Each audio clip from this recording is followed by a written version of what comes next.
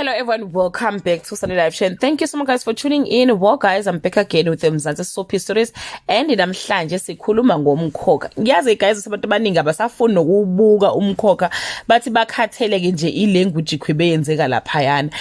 Bathi bakhatheleke indaba kaMabusi uMzobe nobabu wakhe kanye ke indaba yezikhwama.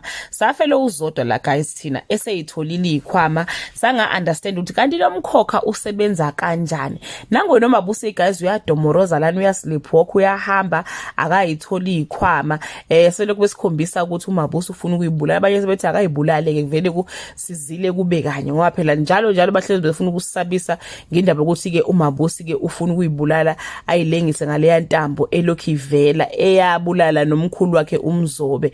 Kuleli viki guys uMzobe bathi ke uzomhola uMabusi aze yomfaka kwagobela kuzohambela ohlala esigodlweni la akumele ke athwase khona kodwa ke bathi ke uMabusi akazolwamukela ubizo kodwa ke izimo abhekene nazo zizomenza ukuthi ke agcine elwamukele ngoba it's either bemukela ubizo noma ke uyafa bula umkhokha njengomndeni wakhe wonke lo okade ke usufile.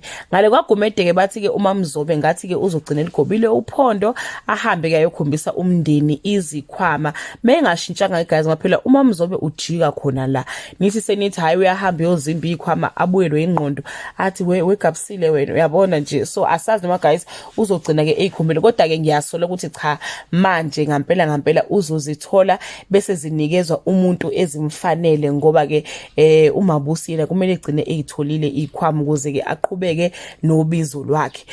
UNdlovu ke guys ngiyazi ukuthi abantu abaningi abasamfuna uNdlovu guys ngenxa ukuthi uNdlovu usile ufuna imali like uyabheda nje lo yababa ngifuna uqamba manga so uzothi mayeza ukuthi ke uMabusi ulahlekile athola intuba yokushushumbisa indodakazi yakhe usibahle ukuthi ke ahamba yakamkhulu ngoba yena ufuna ukuthi indodakazi yakhe igana umkhululi ufuna kahle ufuna impilo kaphakathwayo ngaphela uphakathwayo uMabusi wagana umkhululi waphinde futhi uphakathwayo wawu right hand man kamkhululi kodwa ke uphakathwayo guys wengasi indoda ethanda ukuzicebisa ngemali zabantu njengoba ke kwenza ke uNdlovu kodwa ke simbekile ke guys uMvilase uyodila noNdlovu liyobalinya ngoba sokwesibili nangesikhathi uMzobe ezenza umkhululi uNdlovu wayekhona lapha naye kodwa ke uMvilase akamenza ngalutho but siyathemba ukuthi manje uMvilase uzoyikhombisa ukuthi ubani kuNdlovu.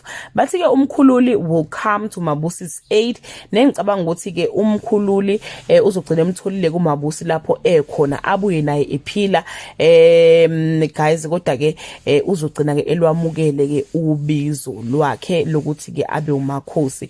That brings us to the end of this video. Do leave your comment below and share your opinion. Bye.